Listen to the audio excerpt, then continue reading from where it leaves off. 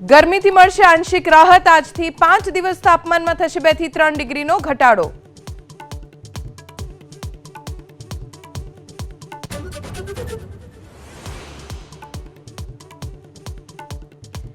US કંપનીએ ભારતીય વિદ્યાર્થીઓની ભરતી માટે લેવા પડશે ગોલ્ડ કાર્ડ। અમેરિકાને ગોલ્ડ કાર્ડથી લાખો ડોલરની આવક થવાની ટ્રમ્પને આશા।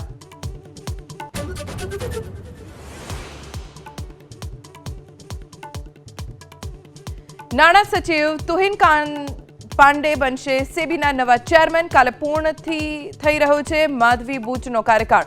ઓડિશા કેડરના 1987 બેચના આઈએએસ તુહિન પાંડે।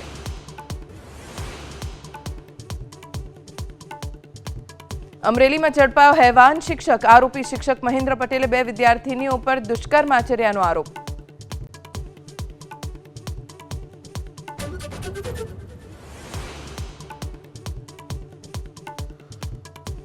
નવા શૈક્ષણિક વર્ષથી ધોરણ 1, 6, 7, 8 અને 12ના પુસ્તકોમાં કરાશે બદલાવ। ગુજરાતી અંગ્રેજી અર્થશાસ્ત્રના વિષયમાં ઉમેરાશે નવા પ્રકરણો।